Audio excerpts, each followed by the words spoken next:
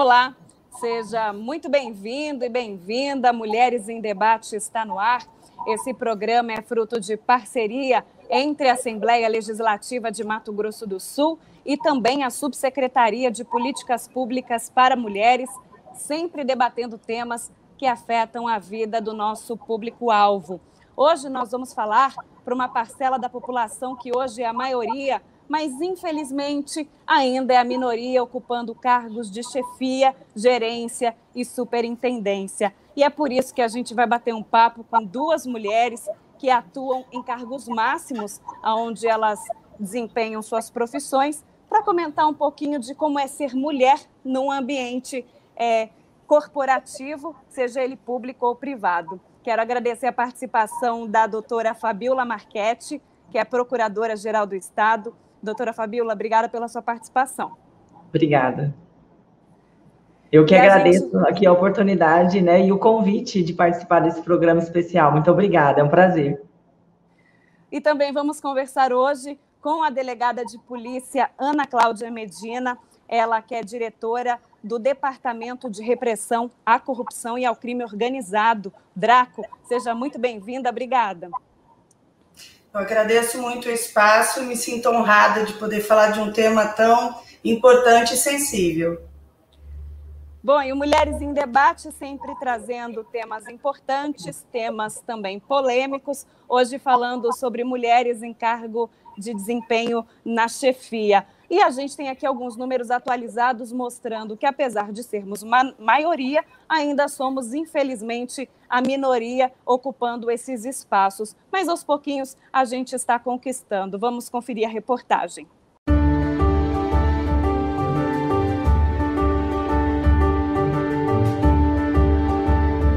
A cada dia é mais comum ver as mulheres atuando em posições de liderança e cargos de chefia. É que a participação delas na gestão cresce a cada ano.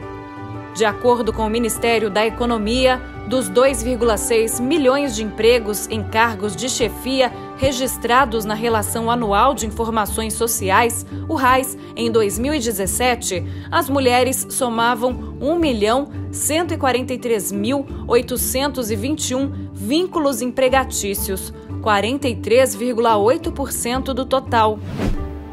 Dados do mesmo levantamento mostram que a parcela de mulheres de 30 a 49 anos ocupando cargos de gerência e de chefia no setor formal aumentaram 32,3% e 31,9%, respectivamente, em 2003, para 39,2% e 42,2% em 2017. De acordo com a consultoria GPTW, Great Place to Work, a fatia de mulheres em cargos de chefia nas 150 melhores empresas para se trabalhar no Brasil cresceu de 11% para 42% de 1997 a 2018. Em 2016, por exemplo, as mulheres ocupavam 12,1% das vagas de gerência e 24,5% de superintendência. Em 2018, os percentuais haviam aumentado 13,9% e 27,3%, respectivamente. Mas todos os dados positivos têm um porém. Apesar de representarem mais da metade dos trabalhadores brasileiros, as mulheres ainda são minoria no topo da hierarquia dos setores públicos e privados.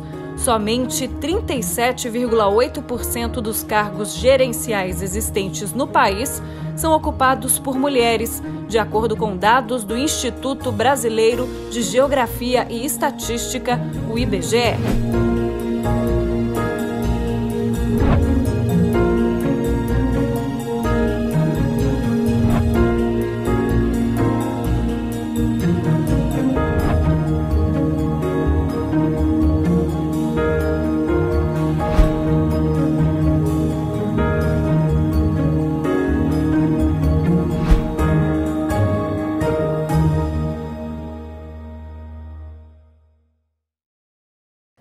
E conforme a gente acompanhou aí na reportagem, os números melhoraram muito, as mulheres estão realmente conquistando um espaço de relevância nas corporações públicas e privadas. Ainda temos muito o que fazer para conquistarmos ainda mais projeção aí nessas corporações.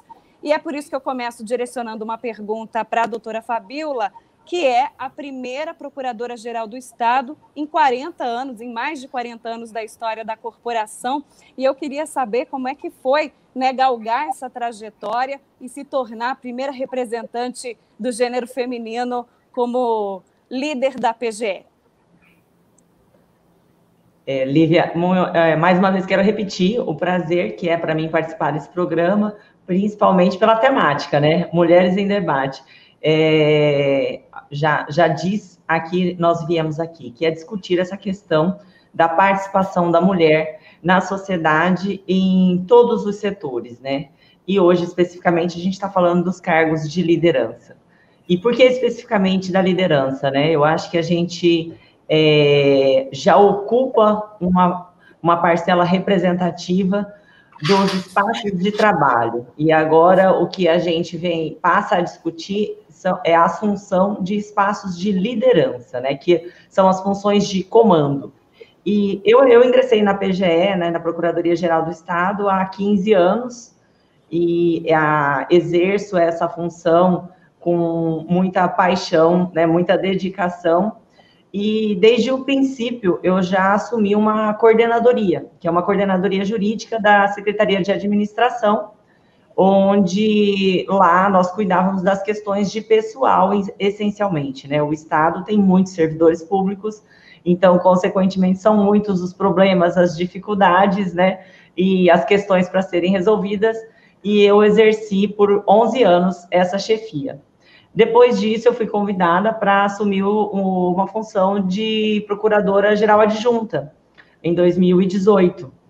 E logo em seguida veio, né, o doutor Adalberto, que era o então procurador-geral do Estado, ele decidiu que tinha encerrado ali a sua missão, né, ficou 4 anos na função de procurador-geral, e então o governador Reinaldo me fez o convite para assumir essa função, que eu costumo dizer que muito me orgulha e me desafia. Porque como sou a primeira mulher, né, a exercer essa importante função, defendendo os interesses do Estado de Mato Grosso do Sul, né, fazendo uma assessoria direta ao governador do Estado, um assessoramento jurídico, e eu preciso muito bem desempenhá-la, né, para que as portas se mantenham abertas, né, às sucessoras. Eu sempre digo isso, que a gente tem que se preocupar, né, com o primeiro exercício, porque é a partir dele que nós vamos nos legitimando e é a partir dele que as sucessoras naturais vão surgindo. As mulheres, elas, inegavelmente, nós temos ainda funções que exercemos mais que os homens, né, que os nossos maridos, namorados, enfim, e a função materna. Eu acho que isso tudo toma, sim, um tempo nosso maior. Então, as mulheres, elas precisam encarar esse desafio, que eu acho que é uma dedicação a mais. Você, para assumir uma função como essa, né, de destaque, você sempre vai abrir mão de alguma coisa, é natural, e o que tem que compensar, eu acho que é esse amor, essa nossa devoção, um prazer por um trabalho bem realizado, e para que as outras também se sintam encorajadas, né, que é possível para nós exercer tudo isso, e também cada vez mais legitimando. E a competência, ela independe de gênero, a questão é essa, né? Todos nós temos que ter a capacitação, a habilitação, e a boa função de liderança, ela é do seu perfil de gestor, do seu perfil de líder, e não em razão de você ser um homem de pulso forte, ou uma mulher de pulso forte, ou que converse bem, ou que seja mais acessível. Eu acho que essas são características que todos podem ter, independe do gênero, e eu acho que é isso que nós mulheres, quando assumimos a função, temos que também demonstrar, né, nossa competência, nossa capacidade. E é interessante algumas coisas colocadas, alguns fatores aí colocados por você, procuradora, a questão das mulheres terem maridos, filhos, e elas demonstram que conseguem ser boas em tudo, em desempenhar esse papel em casa e também desempenhar esse papel no trabalho. Eu gostaria de saber da delegada Ana Cláudia, ela que é delegada de polícia, e a gente vive, infelizmente, ainda um machismo patriarcal, né, como dizem, né, a cultura do patriarcado, e eu queria saber esses desafios. Eu acompanho a trajetória da delegada faz tempo, né, desde quando eu me formei jornalista, já passou como titular de delegacias, agora está numa diretoria. Como é que é lidar com a polícia, né, principalmente sendo uma corporação, não posso dizer que, né, tem a questão da dureza, né, do ser humano, mas se é fácil ser mulher dentro dessa corporação? Olá, é realmente um assunto bastante interessante e que nos dá a oportunidade também de parar um pouquinho das nossas inúmeras funções e pensar no tema, né? De fato, são 20 anos já prestados à Polícia Civil do Mato Grosso do Sul. Ingressei com meus 23 anos e tive a honra de ser escolhida já no início para a criação do Departamento de Inteligência da Polícia Civil, que era um desafio à época, no ano de 2000, e tiveram essa sensibilidade de colocar a única delegada do grupo que fazia parte dos 4 delegados, para que tivesse à frente também de algumas necessidades que a gente tinha, já entendendo uma atividade de assessoramento. Após esses 13 anos, fomos destinados à primeira delegacia de polícia aqui da capital, né, área central, uma escola onde nós nos enriquecemos com ensinamentos diários, assim, de uma área que teria que fazer o acolhimento de diversas situações que deixaram à frente que uma delegada de polícia ela poderia ter uma sensibilidade, uma visão diferente para a investigação, até porque a gente vê na sociedade, sim, ou um espanto, ou uma dificuldade de entender uma projeção, como que uma mulher anda armada, né? Olha lá, como é que está seu lado feminino, olha, ela vem de batom, ela vem de brinco, são situações muito engraçadas até, né? Mas, ao fazer parte de uma paixão que a gente tem aí, eu tive um outro concurso que eu acabei abandonando para vir. Eu fiz a minha vida na polícia, meus 2 filhos, meu casamento, né? Meu marido também é policial, atualmente trabalhando sobre a minha chefia, já que ele tem um cargo específico como piloto policial e a gente tem uma demanda dessa. Então, assim, por incrível que pareça, eu nunca deixei esse tipo de situação me desestimular ou mesmo, assim, me deixar de avançar. Eu sou daquelas que persiste e eu vejo que, às vezes, falta muito isso. Então, quando as pessoas têm esse atendimento vindo de uma delegada, que não seja especificamente de uma delegacia de mulher tão importante, né, delegacia da mulher que a gente tem, porque também existe esse estigma, você como delegado de polícia tem que assumir uma delegacia da mulher. Primeiro que a delegacia da mulher precisa ser extremamente respeitada pelo trabalho que ela se destina, mas também dessa visão de uma sociedade que entende, então é uma delegada mulher, ela vai atender só mulher, e não, né?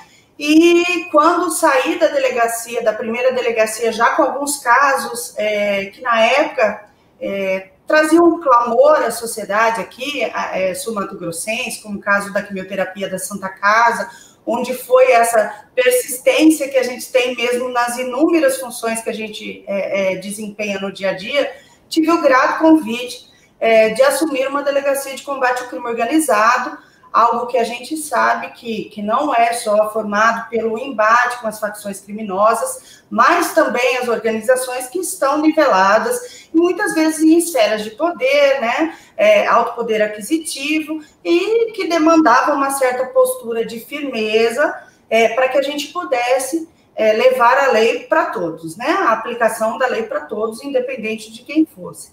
E ali você vê um ambiente totalmente masculino. Quando eu fui para uma reunião técnica, já como titular da DECO, me deparei como sendo a única mulher que estava à frente de uma titularidade. Aquilo chamava atenção, olha que legal, então, o fato de você ser mulher. E aí, novamente, tenho a grata surpresa de, com a necessidade de termos um departamento estruturado para repressão à corrupção e ao crime organizado, foi o convite de que eu assumisse a frente como diretora, né? Trabalhei em toda a estruturação desse departamento, tendo comigo homens e mulheres da Polícia Civil, ombreados para que a gente fizesse isso de forma justa. E aí eu verifiquei que quando da divulgação, a surpresa das pessoas, principalmente para o combate da corrupção, dizendo que, olha só, uma mulher é mais fácil de intimidar, mal sabem que já são 2 anos que eu tenho aí algumas situações de ameaça que eu levo, eu não deixo transparecer, ela faz parte, a gente vai cumprir a lei, independente do que for, mas, assim, tive o total respeito e graças a Deus, a aceitação na minha estrutura institucional de verificarem, poxa vida, é muito bom a gente ouvir assim, a pessoa certa. Como foi que a doutora Fabíola, quando assumiu, de forma pioneira também, somos pioneiras, o departamento já iniciou com uma mulher à frente, assim, desse respeito, eu acho que esse momento de reconhecimento do respeito que a gente tem por ter alcançado funções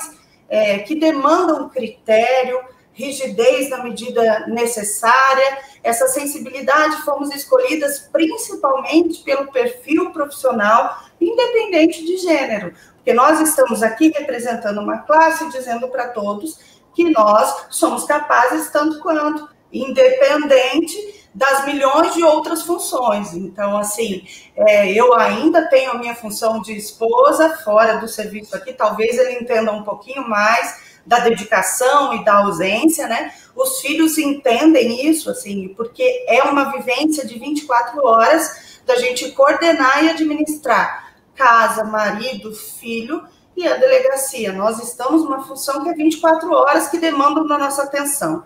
Estou no momento de estruturação de um departamento novo, então você imagina. E principalmente por, além de assumir o cargo de direção, não ter saído da parte operacional, já que eu preciso levar um perfil que foi escolhido por uma dedicação profissional para que continue e atenda a expectativa de uma sociedade que espera aí algumas vertentes. Então, assim, é de muito trabalho, mas de muita satisfação, e eu prefiro olhar o lado bom disso tudo, de dizer que somos respeitadas sim, e mostramos nosso valor, não pela cor do cabelo, pela roupa que veste, pela forma que está, pela dureza, pela sensibilidade, mas sendo o que nós somos, essência, carne e osso, verdade, e demonstrando que é possível sim ser verdade em cargos de chefia. As mulheres são muito cobradas até nessa questão estética. Nós estamos aqui conversando com 2 pioneiras, né, 2 casos de sucesso, mas infelizmente nem toda a sociedade, nem todas as mulheres pensam como vocês. Algumas desistem no meio do caminho mesmo,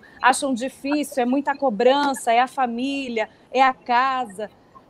Toda a questão da sensibilidade de você lidar com equipes, de você galgar uma trajetória de sucesso que requer renúncias também. E eu queria saber se essa autocobrança, ela é presente, por exemplo, em outras mulheres que vocês trabalham, que vocês enxergam, de repente, um potencial, mas elas não vão um pouquinho mais justamente por conta dessa questão reprimida, né? Não, eu sou mulher, eu preciso estar presente mais na minha casa, eu preciso ter presença com os meus filhos. Se isso, de certa forma, freia o desempenho feminino, e se vocês também levaram em conta isso, se essa autocobrança também existe, porque às vezes as pessoas podem pensar, estou aqui olhando a doutora Fabíola, a delegada Ana Cláudia, elas devem, né, viver para o trabalho, e nem sempre é assim, existe uma autocobrança por parte das mulheres bem-sucedidas também, não é, doutora Fabíola? Com certeza, Lívia. Eu acho que o que eu vejo, né, o maior desafio é justamente esse, conciliar a atenção à família, a atenção aos filhos, principalmente. Eu trabalho numa função de chefia que, como a doutora muito bem disse, nós estamos 24 horas conectadas, né? Você não pode desligar o seu celular, você não pode se dar ao luxo de ficar offline. Você tem que estar o tempo todo, deve ser sempre possível te localizar, porque pode acontecer alguma coisa. Sim. E há necessidade de conversar, de falar, né, de acionar, no caso da doutora, né, alguma coisa nesse sentido. Então, você tem que estar, assim, sempre à disposição. E eu vejo isso, que muitas mulheres, elas abrem mão do exercício de uma atividade como essa, de liderança, de chefia, que precisa de uma dedicação de tempo, né, maior, justamente em função da família. Eu acho que essa questão de dar atenção aos filhos, principalmente filhos pequenos, ela ainda é um conflito muito grande, porque eu acredito, eu vejo que nós ainda não estamos num patamar de divisão igualitária dessas funções. E muitas desistem justamente por essa gama de razões que a gente está discutindo aqui. Delegada Ana Cláudia, como é que os homens, por exemplo, eles poderiam contribuir, né? Já que a doutora Fabiola comentou que tudo depende de uma rede. A mulher, ela se capacita, ela passa num concurso, ela é proativa, ela não falta, ela tem produtividade, mas depende do entorno. Como é que os colegas, principalmente os colegas homens, podem contribuir com o dia a dia dessa mulher para que os espaços sejam mais iguais? Talvez tendo a plena ciência de que por trás de nós aqui, numa mesa de chefia, nós temos ainda vários outros fatores que demandam da nossa atenção também. Eu tenho a grata satisfação de meu marido ser da instituição, né? Ele já conta com 36 anos prestados à Polícia Civil, então toda a nossa família ela foi criada, estruturada dentro desse dinamismo que é a atividade policial e dessa necessidade de atenção. A minha estrutura hoje vem também dos meus pais, que acabam suprindo a nossa ausência para que possa me apoiar nessa questão com os meus filhos. Mas, graças a Deus, assim, essa cobrança, ela vem. Muitas vezes eu verifico situações em que pais estão tão presentes em coisas simples e a gente não consegue nem buscar na escola, né? Seja por alguma motivação. Em contrapartida também, quando querem nos afetar, acabam indo para cima da família, dos filhos. Então, a cabeça que eu acho que precisa ser muito madura para isso e que eu acho que é o que demanda dessas que desistem no meio do caminho, desse enfrentamento, de pensar, eu sou forte o suficiente e eu vou ter essa estrutura. Então, eu tenho sim, dentro de casa, um parceiro, meu marido, que entende, né, o momento, que nesse tempo todo ele se faz presente. Eu nunca precisei falar do que, olha, fica aí para que eu possa ir. Ele mesmo tinha essa iniciativa. Então, graças a Deus, doutora Fabíola, eu também tenho 2 filhos, 2 meninos, que são criados exatamente nessa essência, de saber que pai e mãe precisam trazer para casa toda uma demanda extra de trabalho, mas que eles conseguem levar isso muito bem. Graças a Deus, tem admiração pela atividade.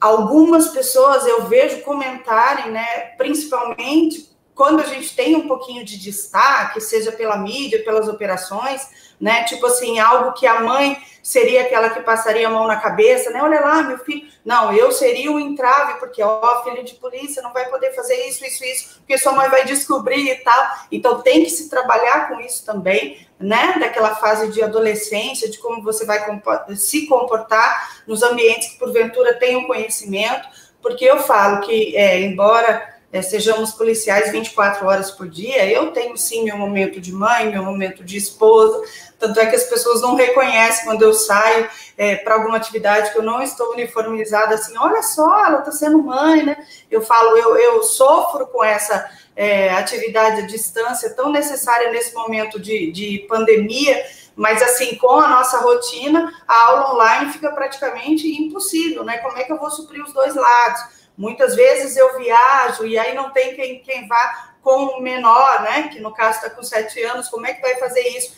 Então, a cabeça, ela precisa, assim, deixa eu ver o que eu estou acertando, o que eu estou errando, o que eu vou reajustar. E assim, graças a essa convivência, e eu digo até dessa verdade, eu sou muito transparente para tudo, eu não consigo disfarçar, eu falo.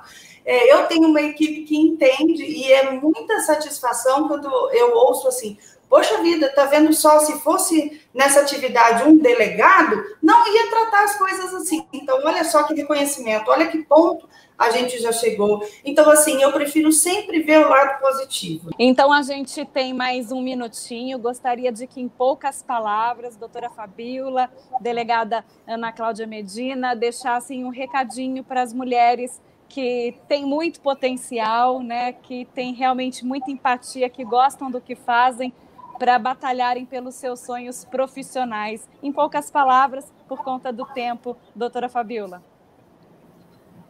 Eu gostaria de dizer, pegando um gancho no que a delegada Medina falou, é uma grata satisfação quando você se permite ocupar um posto como esse e tem essa troca, você tem esse carinho da sua equipe e você vê que você está fazendo a diferença no mundo em que você vive, na sociedade em que você está.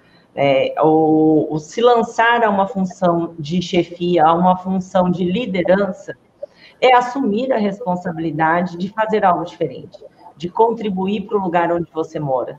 E a satisfação quando você consegue, né, alcançar seu objetivo, e principalmente quando você vive um bom caminho até chegar nesse objetivo, é impagável, é uma satisfação enorme, e é um conhecimento que você adquire de vida que ninguém nunca vai te tirar. Então, essa é uma riqueza gigantesca e que isso você consegue exercendo uma função de liderança, porque a gente aprende muito nesse posto. A gente aprende muito. Quero agradecer, então, a participação da doutora Fabíola Marchetti, procuradora-geral do Estado de Mato Grosso do Sul, pioneira, né, em 40 anos de história, a primeira mulher a chegar nesse posto. Obrigada por compartilhar suas experiências com a gente, por mostrar que, mesmo mulher, mãe de 2 filhos, com família, com casa, né, podemos ocupar um posto alto aqui no estado do Mato Grosso do Sul. Delegada Ana Cláudia Medina, em poucas palavras, deixar aí o seu incentivo para as mulheres que estão nos assistindo. É tão difícil a gente pensar numa mensagem, olha só o desafio que é. Mas eu acho que, em poucas palavras mesmo, coragem, e saiba que se chegou a essa oportunidade, só tem uma situação que vai fazer tudo dar certo. Lembre-se que para chegar onde chegou, não basta ficar sentado. Se dê a possibilidade de mostrar para você mesma que você é competente para fazer isso, que você vai dar conta de fazer isso. Então, eu acho que a fórmula para isso tudo é desafie-se, coragem. A gente faz e faz muito bem. Que sejamos exemplo.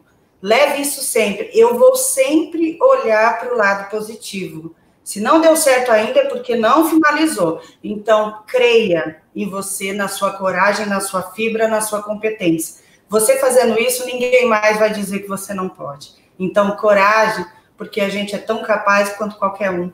Olha esses exemplos e tenho certeza que, embora a gente possa melhorar muito, com certeza a gente vai sim contribuir de forma inigualável para toda uma sociedade, não só feminina, mas nós vamos mostrar sim nosso espaço, nossa dedicação, nossa capacidade, o respeito que a gente merece.